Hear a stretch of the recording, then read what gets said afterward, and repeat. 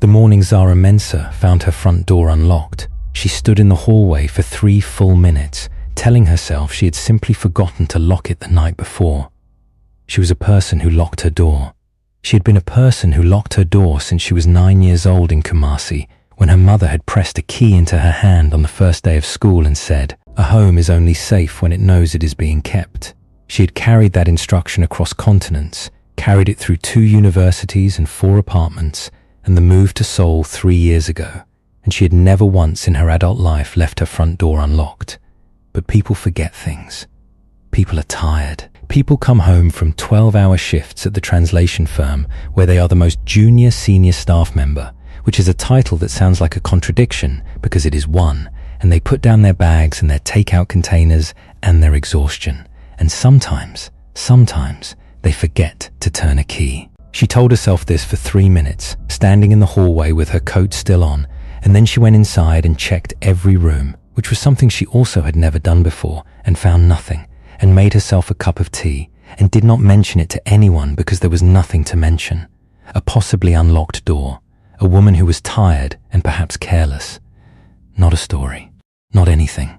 She would spend the next 4 months learning how wrong she was. His name was OG Sok, and she had met him 8 months earlier at a language exchange event in Hongdae, one of those Thursday evening gatherings at a bar with too many fairy lights where Koreans who wanted to practice English sat across from foreigners who wanted to practice Korean, and they matched you up at a table and gave you a laminated card with conversation prompts in 2 languages and hoped for the best.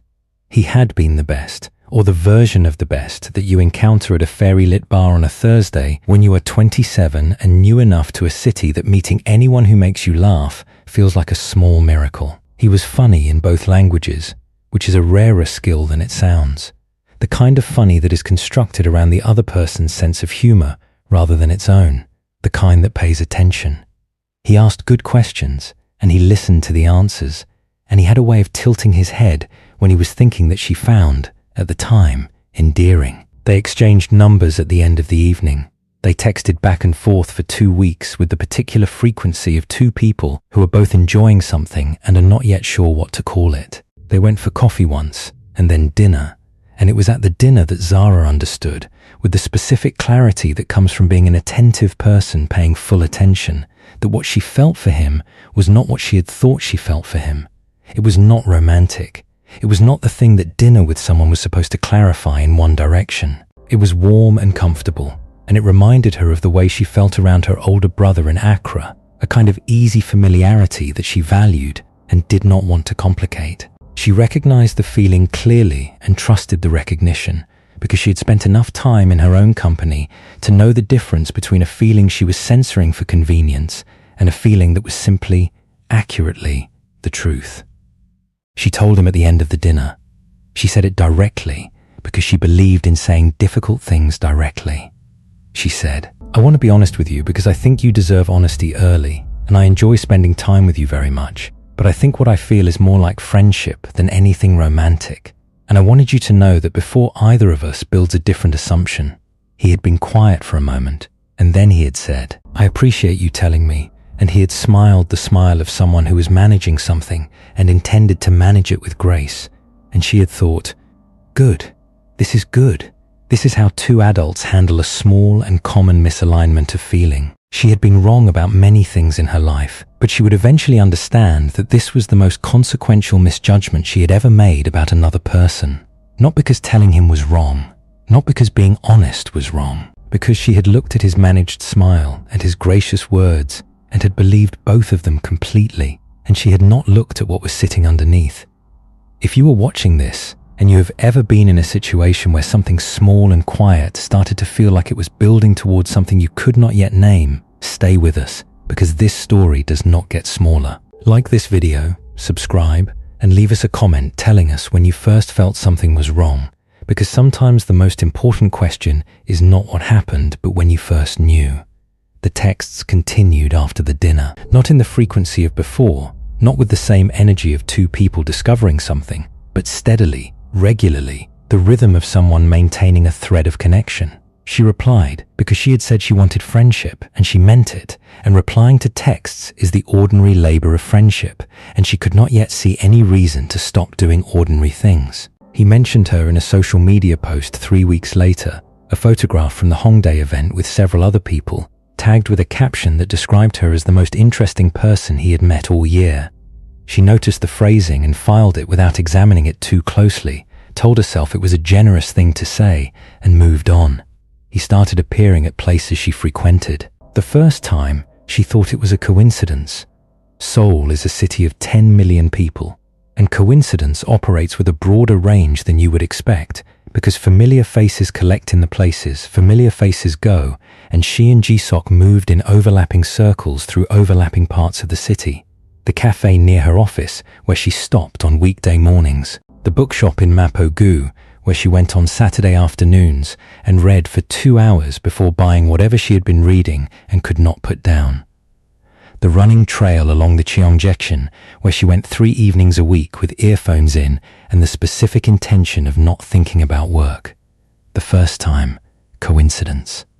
The second time, interesting. The third time, when he appeared at the Cheongjection on a Tuesday evening and expressed the exact right level of surprise at seeing her there, as though he had not expected it and was pleased by the accident, she felt something shift in her chest that she could not name precisely but could describe only as, "This is not right."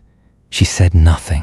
She smiled and said hello, and they walked part of the trail together, and she listened to him talk and watched him be charming and thought, perhaps you were constructing a pattern from things that do not form one. Perhaps you were being uncharitable to a person who has done nothing except appear in public places you also appear in.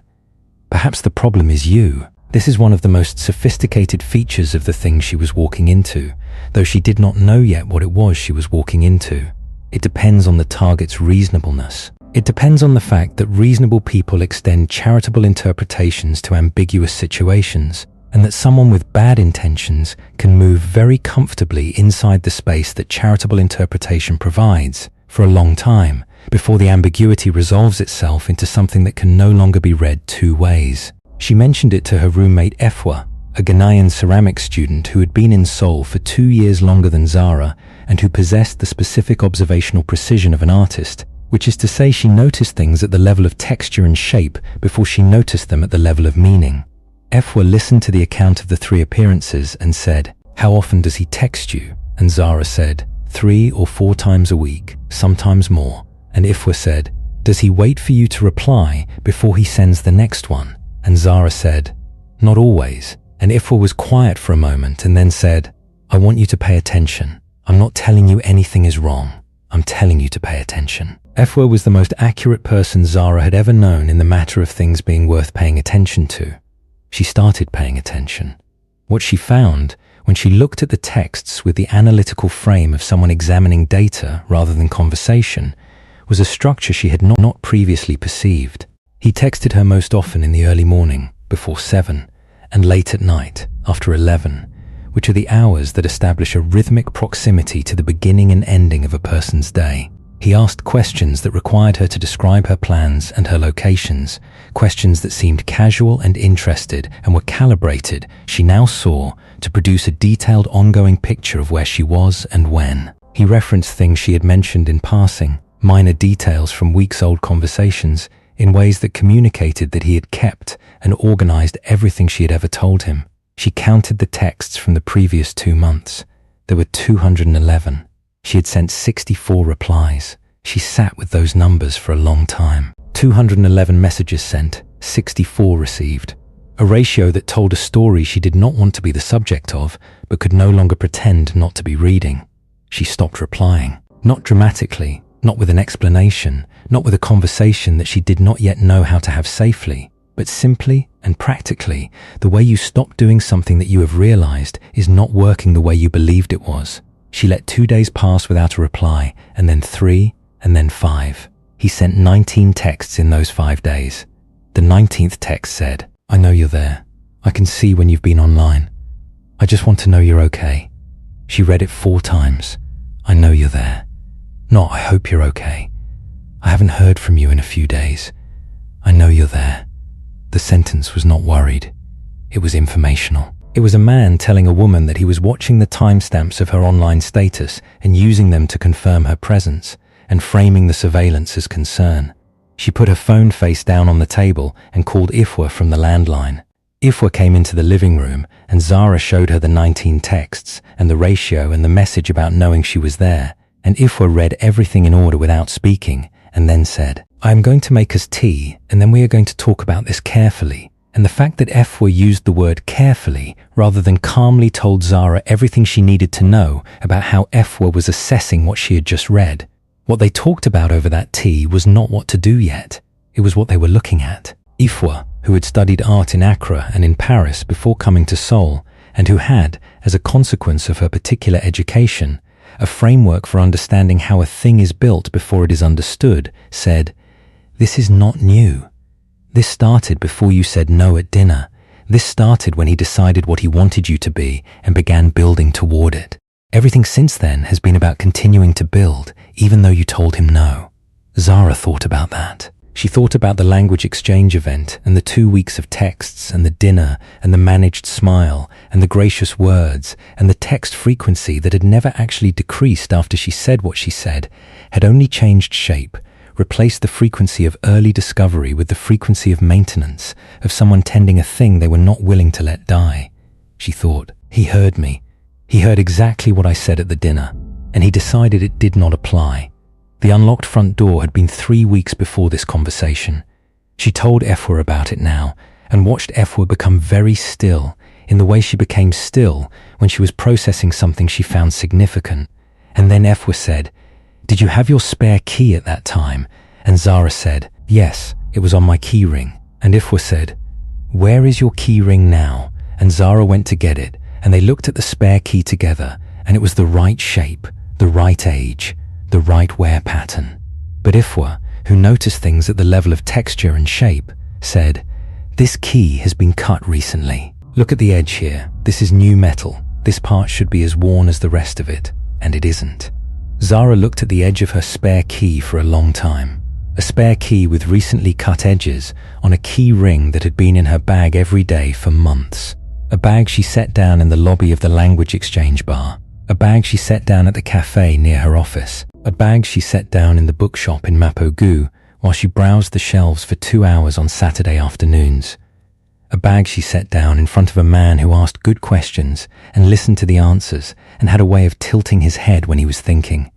She did not sleep that night, not because she was immediately certain of what the key meant, because certainty was still a few steps away, but because the space between not certain and certain is not a comfortable place to spend a night when you are thinking about the edge of a key and a door that was unlocked when it should not have been. She went to the police the next morning. She had rehearsed what she would say, which was a habit from her work as a translator, and also a habit from being a woman who understood that what you say and how you say it determines what kind of hearing you receive. And she said it in Korean that was precise and organized and presented the facts in a sequence that made the pattern visible. The dinner, the 19 texts, the 211 messages, the ratio, the message about knowing she was there, the unlocked door, the key.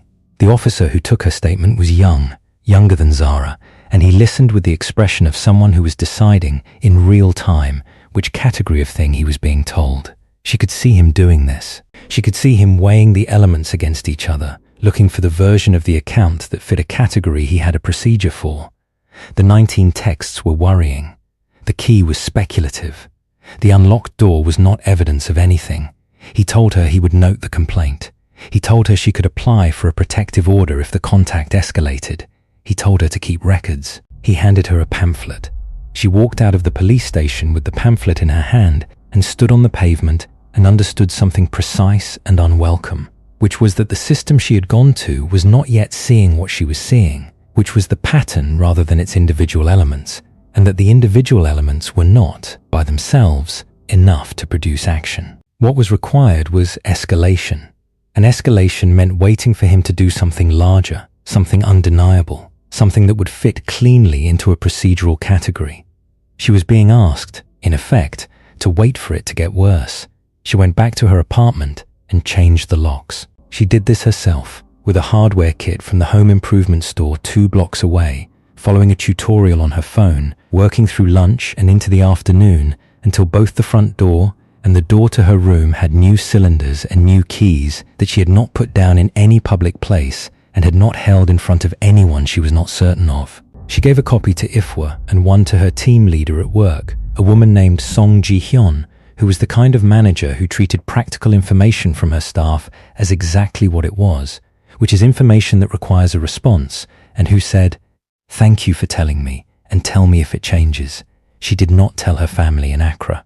Not yet. She knew the exact shape of the conversation that would follow, the precise blend of love and alarm that would produce a pressure to come home that she could not afford to succumb to, because coming home was exactly the kind of large reorganization that a person who had decided your life was partially his to control would interpret as a victory, and she was not willing to give him victories. This is the point in the story where it would be easy to feel like the system had failed her, and it had partially, incompletely, in the way that systems built around categories and procedures often fail people whose situations are operating in the space between the categories. But stay with us, because this is also the point where what happens next will surprise you, because the people who built the thing that trapped her had not accounted for the people around her.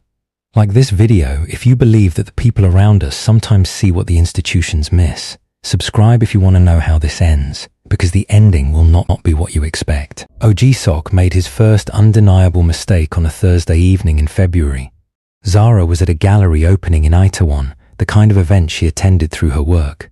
Translation firms in Seoul frequently dealt with international galleries, and the openings were part of the professional landscape she moved through. She was there in a professional capacity, which meant she was carrying business cards and had a role in the room, and was not simply a person at a party. Ji-sok was not invited. Ji-sok did not work in any field that connected him to international galleries, translation, or any of the networks that produced that particular invitation list. And yet at 9:43, she turned from a conversation with an Italian gallery director whose remarks she had just translated into Korean, and she found him standing at the entrance of the gallery in a dark jacket, holding a glass of wine that someone had handed him, watching her, not looking at the art, not looking at the room, watching her. She did not approach him. She moved to the opposite side of the gallery and found her manager Song Ji-hyun and said, "The man at the entrance in the dark jacket, I need you to look at him without making it obvious." And Song Ji-hyun, who had been a professional in rooms that required subtle management for 15 years, looked without making it obvious and said, "I see him." And Zara said, "He should not be here. This is not a place he has any reason to be." And Song Ji-hyun said, "Stay here," and went to speak to the event manager. He was asked to leave. He left without scene, without confrontation, with the particular smooth compliance of someone who has planned for this possibility and has decided that a graceful exit produces better information than resistance would. He looked at Zara once, directly, before he went through the door, and the look was neither anger nor embarrassment. It was something that needed a longer word than any of those, something that communicated. "I see that you told them I was here, and I want you to know that, I know that, and I want you to think about what that means." She wrote everything down that night. The time, the location, his presence, the look. She had been keeping a log since the conversation with Ifwa, a detailed running document that she had titled simply Events, because naming it something more alarming felt like something she was not ready to do, and she added the gallery to it, and then she did something she had not done before, which was to call Chiamaka. Chiamaka was not her friend. Chiamaka was the friend of a friend, a Ghanaian woman based in London who had, through a chain of introductions that had begun at a conference in Accra 4 years earlier, become the person that people in Zara's extended network called when they needed to think clearly about something legal and structural and difficult. Chiamaka had a master's degree in international law and a specific kind of clarity that came from understanding that most situations have a structure, and that the structure can be examined and worked with if you are willing to look at it long enough to find it. Chiamaka listened to everything, the entire account from the language exchange event to the gallery, without interrupting, and when Zara finished, Chiamaka said, "Your log is the most important thing you have, and you need to send a copy of it to someone outside your possession right now, tonight, before you go to sleep. Because documentation that exists in only one place is vulnerable in ways that documentation held by multiple parties is not. Zara emailed the log to Chiamaka, to her team leader Efwa, and to the email address she used for professional archiving, 4 separate locations, that night. Chiamaka called her back an hour later and said, "I want to ask you something that might feel strange, and the question is this: who in his life knows what he is doing?" Zara thought about it. She knew very little about Jisok's life beyond what he had shared at the language exchange event and in their texts, and she had already learned to treat what he shared as managed rather than complete, the version he had decided to present rather than the thing itself. She knew he worked in finance. She knew he had a sister in Daejeon. She knew he attended a church in Mapogu. She knew these things because he had told them to her, and she did not know which of them was true. "Nobody," she said. "I don't think anyone knows." "That is what I thought," Chiamaka said. "And that is the thing that changes." What Chiamaka explained, with the framework of someone who had spent 2 years learning to think about these situations in structural rather than individual terms, was that the behavior Zara was describing did not exist in isolation. It existed in a social context. Jisok had friends, colleagues, a community at his church, and a sister. He had a reputation in those communities, a self-presentation, an image of himself as a person of a certain kind. And that image, Chiamaka said, is the thing he has not had to protect. Because Zara had been managing this quietly, inside the system, filing reports that went into documents that he had no reason to know about and that had produced no public consequence. What would happen, Chiamaka said, if the people who knew and respected him understood what he was doing? Zara was quiet for a moment, and then she said, "I don't want to make accusations I can't prove." And Chiamaka said, "You're not making accusations. You have a log, you have evidence, you have his text messages, you have his presence at a gallery he had no reason to attend. You have an unlocked door and a recently cut key. You have a pattern. A pattern does not require accusation. It requires an audience." The sister's name was Oh Soo-jin, and she lived in Daejeon. Zara had her phone number because Jisok had shared it months earlier, in the early period when he had been presenting himself as a person who wanted to introduce her to his family, as a fact of the generosity of his intentions. Zara had stored the number without expectation of ever using it, and now she looked at it on her screen for a long time. She did not call it immediately. She called her friend network first, the people in Seoul who had been at the language exchange event, who had seen them together in the early weeks, who could confirm by their own observation that they had met there and spent time together as acquaintances. She gathered those confirmations carefully, asking each person simply to tell her what they remembered, not framing the question around her current situation, collecting the accounts as clean and unloaded testimony. She added them to the log. Then she called Song Ji-hyun and told her what she was planning, and Song Ji-hyun listened and said, "I will come with you when you go back to the police. You should not go alone this time." And she said it with the specific finality of a woman who has decided that something requires her direct involvement and is not interested in being talked out of it. They went back to the police together, not to the young officer. To his supervisor, a detective named Kwon, who had the manner of someone who had been doing this work long enough to understand that what looks like isolated incidents from the inside of a file can look very different when you lay the file flat and stand back from it. Song Ji-hyun sat beside Zara and said nothing for most of the meeting, which was its own kind of statement, the presence of a senior professional in a room communicating without words that the person sitting beside her was being taken seriously by someone with standing. Detective Kwon read the log from beginning to end. He read the texts. He read the gallery incident report that the event manager had filed. He looked at the photograph of the spare key that Efwa had taken under good light with the detail in focus. And then he said, "I want to bring him in for questioning." The questioning happened on a Monday. Zara was not present for it and was not entitled to be, but Detective Kwon called her afterward and said he was cooperative, which in my experience means he is confident. And confident usually means he believes the evidence is not sufficient. He denied everything that could be denied and had an explanation for everything else. The gallery, he said, was a coincidence. He had heard about it from a colleague. The texts, he said, were about friendship. The key, he said, he knew nothing about. But, Detective Kwon said, and he paused before But in a way that made Zara grip her phone more tightly, we ran his phone records. The phone records showed that Ji-sok had been physically present, as confirmed by cell tower data, within 2 blocks of Zara's apartment building on 14 separate evenings over the past 3 months. On none of those evenings had she invited him. On none of those evenings had he mentioned it in any text.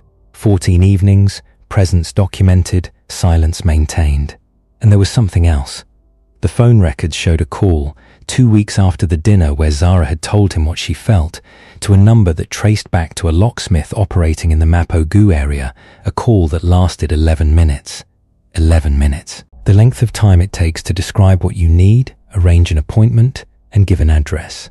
Zara sat down when Detective Kwon told her this. She sat down, and she did not speak for a moment, and then she said, "He had a copy of my key made," and Detective Kwon said, "That is what the evidence suggests. Yes, he was charged that week. Not with everything, not with a complete accounting of every evening spent outside her building and every text sent in the boundary hours of her day, because the law is precise about what constitutes a chargeable act, and precision sometimes leaves things out that belong in the picture. But he was charged with unauthorized entry, with violation of the newly strengthened stalking punishment provisions, and with a count related to the telephone recording evidence that the detective did not explain to her in full, but told her was significant.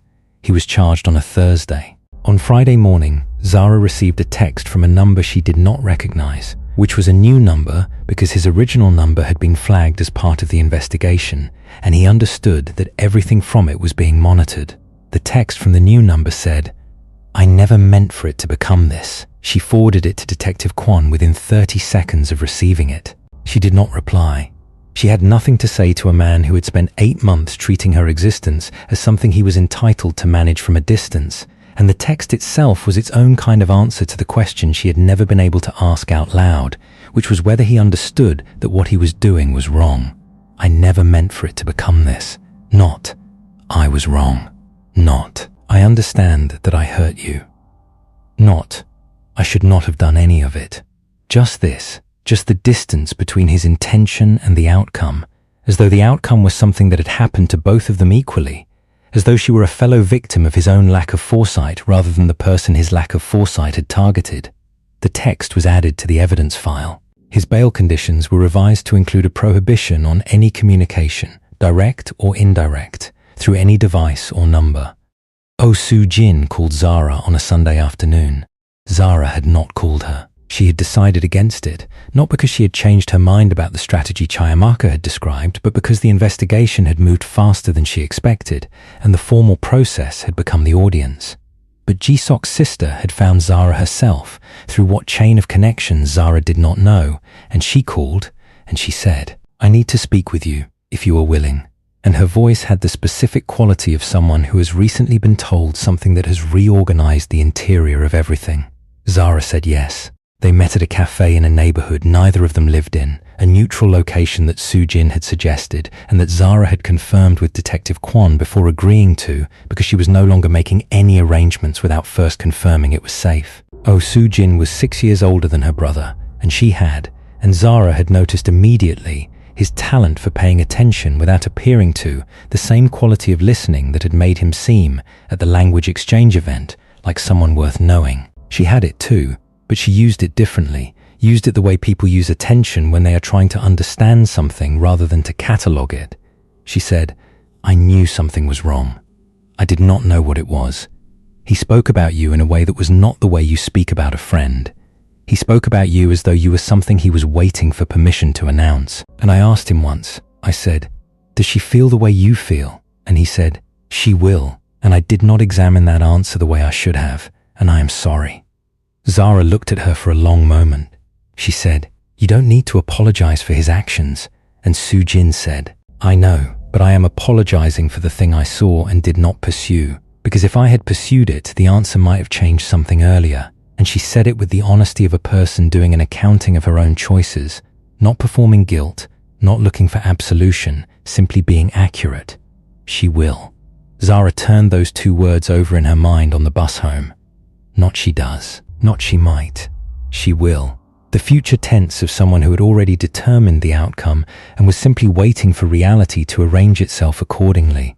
A man who had heard no and had heard it as a temporary condition, a weather pattern he needed only to outlast until the climate changed in the direction he had already decided it would go.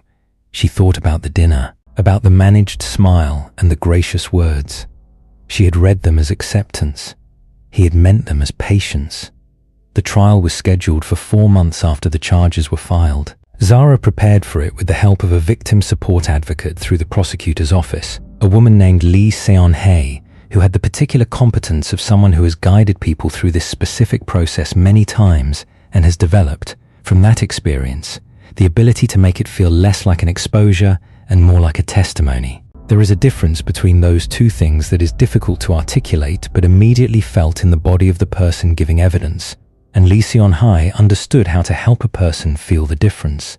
Zara testified for an hour and 11 minutes. She had translated enough legal proceedings to understand the architecture of a courtroom, the way information is presented and received and weighed, and she testified in the same Korean she had used to walk through the evidence log with Detective Kwon, organized and sequential, and without the kind of emotional loading that gives a defense attorney something to work with. She was not cold. She was clear. There is a version of clear that is also moving, that communicates feeling precisely because it refuses to perform feeling. And she had learned this version from years of translation, from the discipline of finding the exact word rather than the approximate one. Oh Ji-sok's attorney argued that his client's behavior, while perhaps excessive, was the behavior of a man with genuine feelings who lacked the social tools to express them appropriately. The attorney used the word feelings 4 times in a single paragraph, as though feeling something were a credential that changed the nature of the action, as though the intensity of what he felt was the relevant measure rather than the experience of the person those feelings had been directed at without her consent. The judge did not appear to find this argument compelling. He was convicted. The sentence included prison time, shorter than Zara would have chosen if the choice had been hers, as it was not, and a 5-year restraining order that the judge outlined in specific and detailed terms that left no procedural ambiguity about what contact was and was not permitted and what the consequences of violation would be. His employer was notified as part of the sentencing process, and the professional consequence of that notification was, by the accounts she heard later through Soo-jin, significant and immediate. She heard about the verdict while sitting at her desk at work, her headphones on, a document open on her screen that she had not been able to read for the past 3 hours because she was waiting for a call that had not come. When Detective Kwon's name appeared on her screen, she took the headphones off and walked to the small conference room at the end of the hall, closed the door, and answered. "Guilty," Detective Kwon said, and then he gave her the details of the sentence, and she listened to all of it, and when he finished, she said, "Thank you," and sat with the phone in her hand for a while after the call ended, not quite ready to go back out into the ordinary air of the office hallway, not quite ready to be a person going about a normal workday in the way that people do when everything is fine. Song Ji-haeon knocked on the conference room door 20 minutes later and came in without waiting for an answer, sat down across from her and said, "Kwon called me too. How are you?" Zara said, "I don't know yet. I think I need a few more minutes to know." And Song Ji-haeon said, "Take as many as you need," and sat with her, which was the right thing, the thing that required no further words. She called Ifwa from the conference room after Song Ji-haeon left. She called Chiamaka. She called the friend in Accra who had been the chain that connected her to Chiamaka in the first place. She did not call her family in Accra, not yet, because the conversation that came with that call required more energy than she had available right now, required explanation and reassurance, and the specific labor of helping people who love you to understand that you are safe, which is itself a form of work, and she needed to do it when she had something left to give it. She called Soo-jin last. They did not talk for long. Soo-jin said, "I know there is nothing I can say that is proportionate to what he put you through, and I'm not going to try. I just wanted you to know that I know." And Zara said, "I know that you know, and that is enough." She moved back into her apartment 6 weeks after the verdict, the same apartment with the new locks and the new keys, and she stood in the hallway on the first evening back and looked at her front door and thought about the morning she had stood in this same spot and told herself she had simply forgotten to lock it. She had not forgotten. She had never forgotten. And the part of her that had known she had not forgotten, that had felt the first small movement of something unnamed in the parking structure and the second-floor lobby, and the trail along the Cheonggyecheon, that part had been correct from the beginning. She had spent a long time asking it to be wrong, asking it to be charitable, asking it to extend the benefit of a doubt that the doubt had not deserved. She had stopped asking it to be wrong after the 19th text, and from the moment she had stopped, she had moved in a direction that was slow and uncertain, and sometimes felt like it was leading nowhere, and had ultimately led here, to a hallway with a locked door and a key she had cut herself, and the ordinary, permanent fact of a life that belonged to her. She put her bag down, she went to the kitchen and made tea. She stood at the window while the kettle boiled and looked at the street below, Seoul going on as it always did, and she thought about something Lee Seon-hae had said to her during the trial preparation, something that had not struck her as significant at the time but had been sitting in her ever since, growing heavier with meaning the longer she carried it. Lee Seon-hae had said, "The thing I want you to understand is that the people who do this are not mysteries. They are not complicated. They do not have a hidden depth that would explain everything if only it were visible. What they have is a simple and foundational belief that their desire is more real than your refusal, that what they feel constitutes a truth that overrides what you have said. And that belief does not change through patience or kindness or careful management. It changes only when the cost of maintaining it becomes greater than the cost of abandoning it. Your job is not to understand him. Your job is to make the cost real." She had made the cost real. Not alone.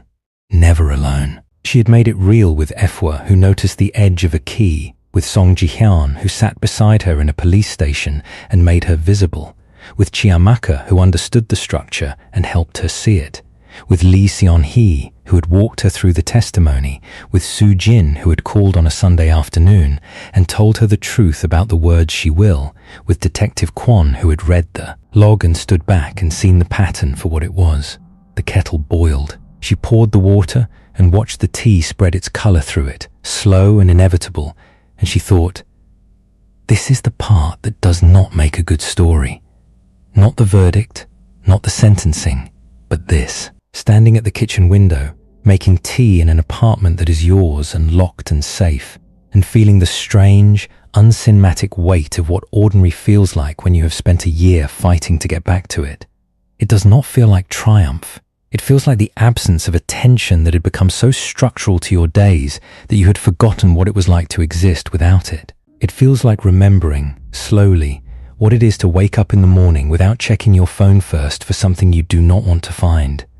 It feels like the quiet and permanent thing on the other side of a very hard year, which has no dramatic shape and requires no performance and is simply, accurately, what living your own life is supposed to feel like. She drank her tea. She opened her laptop. She had a translation due in the morning, a contract between a Korean technology firm and a Ghanaian NGO that she had been working on in fragments for a week, and she sat down with it and worked, and the work was good, and the apartment was quiet, and the door was locked, and Seoul went on outside the window in the dark, indifferent and luminous and magnificent. There is a kind of man who mistakes intensity for love, who confuses the weight of what he wants with the rightness of it, who hears no and processes it as not yet, who builds an entire architecture of imagined relationship inside his own mind and then holds the other person responsible for failing to inhabit it. He is not rare.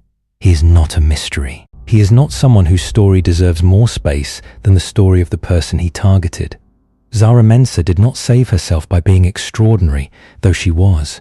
She saved herself by being extremely deliberate in exactly the right ways. She named what she felt when she felt it. She told the people around her. She kept a record.